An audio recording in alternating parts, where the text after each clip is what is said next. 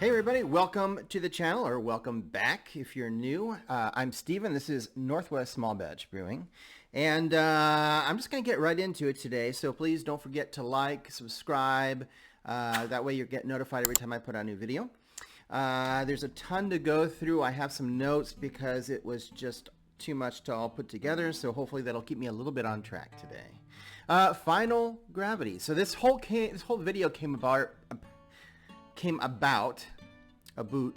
because the last few beers or whatever I had been making, I was not hitting the final gravity that my beer software said I should be hitting. I use Brewer's Friend, so when you put in the recipe and you get it all worked out, it'll tell you, this is what your anticipated original gravity and final gravity would be. So I got to thinking, why is it off? Because it's been off by 9-10 points sometimes. And so I got to thinking. First, let's talk really briefly. I'm not going to touch on this too much, but about things that affect final gravity. When you take your reading, it can have CO2, right? Because it's already been fermented, so the bubbles from the CO2 can actually cause a false reading, especially if you're using a standard hydrometer. Your fermentation temperature, right? If you ferment too cold, some of the yeast won't become active. It'll just flocculate out, and that will give you a higher gravity reading at the end. If you underpitch your yeast, it's an issue, right? If you don't have enough yeast for the amount of gravity in the wort, you're going to end up with yeast that just can't handle it, and it's going to poop out and give you off flavors as well. This one's kind of controversial, not adding yeast nutrients. I never used to add yeast nutrients, and I'm still not 100% on board with the idea that it's necessary unless you're doing a high gravity beer, because really wort has most of the nutrients that your yeast is really going to need. So not 100% on board with a requirement that you have to add yeast nutrients. Something to look into in the future. At any rate, I'm going to throw up a diagram here from John Palmer's book. Hopefully that's okay to do. Sort of explaining this next thing. So Brewlosophy did a experiment where they basically brewed a beer with a very low mash, and then they brewed the same beer with a high mash temperature. And they wanted to compare, because we all know that the mash temperature can affect your final gravity. So basically anything that is over 150 Fahrenheit or 66 Celsius is going to create beta amylase, and that means that it's going to be more fermentable, and you end up with a lower final gravity. If you mash below I said that backwards. I meant to say if you mash below 150 degrees Fahrenheit, it will activate beta amylase and end up with a lower final gravity.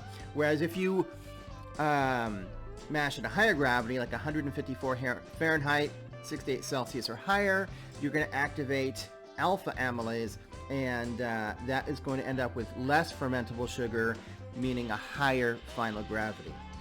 So the Brewlosophy experiment that they did was they did two beers. One of them they mashed at 147 Fahrenheit. The other one they did at 161 Fahrenheit, so both extremes. The one that was at the lower, 147 Fahrenheit, ended with a final gravity of 1005. As you'd expect, it was a lower final gravity, drier, more alcohol. The one that was mashed at 161 Fahrenheit ended up with a 1014 final gravity, as expected, meaning that you're going to have more malty flavor and less boozy, less alcohol. That's a 9-point difference in gravity just from the mash temperature. And then they did a blind test, like a triangle test or whatever, to compare the two. And the result is pretty telling and is really kind of what I go on in my beers. So the result is that they could not determine, statistically anyway, the difference between the two. So 9-point difference in final gravity, 1014 and 1005. They couldn't smell or taste any difference. They couldn't pick out which one was which. Which means that, yes, your gravity, your mash temperature does affect your final gravity. However, who cares? Because you're not going to be able to tell the difference in the final product anyway. So that's sort of my conclusion, right? Is that if you end up with a final gravity that is, let's say, 10 points off from what you expected it to be, my rule of thumb is accept it and leave it alone. You're not going to taste the difference, and it won't matter. You're not making a commercial brew, so it's not like you have to, hit certain numbers. Now, there's one exception to this, and that is if you are specifically making a low ABV beer. Let's say you're making like a 3% beer, right? A 3% lager or something. I don't know. Obviously, if you hit a gravity, that's higher than that, too high, you're going to end up with like a 2.5 or maybe less than that, ABV beer.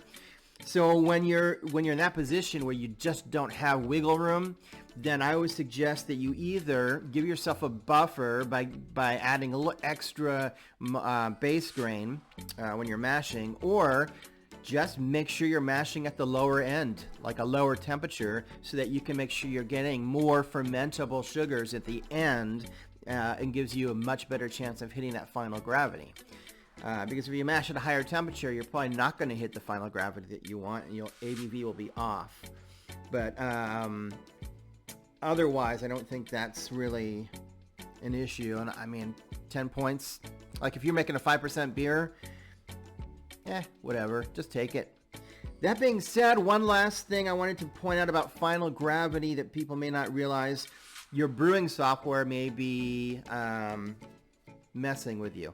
So I went into Brewer's Friend and I adjusted my mash temperature, and nothing happened to the final gravity that it said I was expected to get.